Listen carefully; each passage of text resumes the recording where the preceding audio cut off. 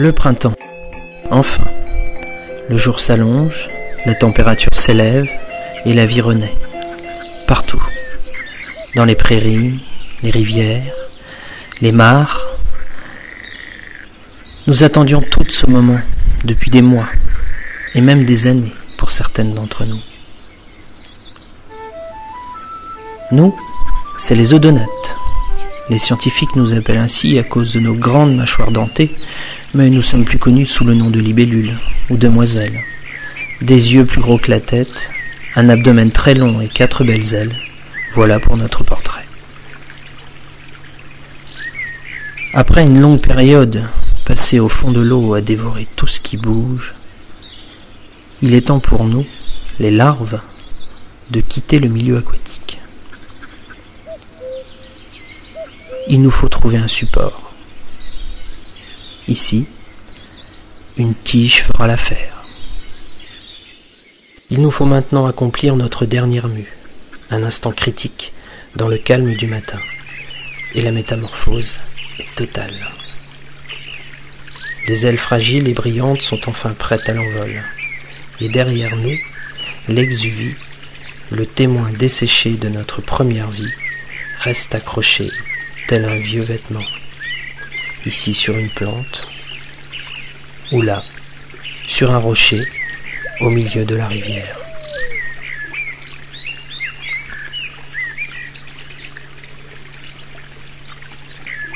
Nos ailes sont toutes fraîches et nos couleurs encore pâles. Nous ne sommes pas encore prêtes pour notre vie d'adulte. Durant les jours suivant la métamorphose, nous allons chasser le long des lisières, dans les prairies, là où nos proies favorites abondent. Et hop, un moucheron en moins. Passé cette période, la maturité nous invite à retourner vers l'eau. Les mâles vont y défendre ardemment un territoire, sur un rocher, une plante, en patrouillant au-dessus de l'eau, ou encore en longeant les berges. Chacun sa technique.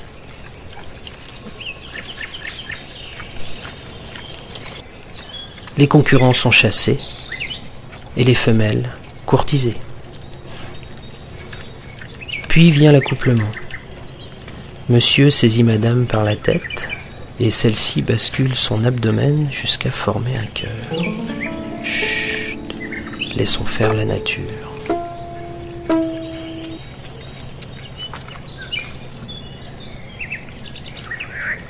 Plus tard, lors de la ponte des œufs, certains mâles accompagnent jalousement leurs femelles.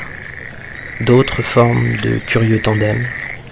Puis, certaines femelles pondent seules, ici dans une plante immergée, là, en expulsant les œufs dans l'eau.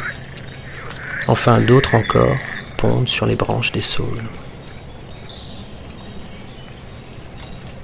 Jusqu'à la fin de l'été, des millions d'œufs auront été déposés au fond de l'eau. Mais la mauvaise saison approche déjà. La pluie et le froid, de plus en plus fréquents, nous rendent la vie difficile.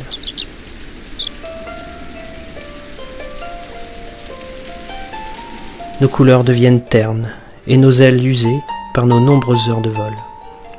C'est fini. Les dernières libellules meurent, le devoir accompli.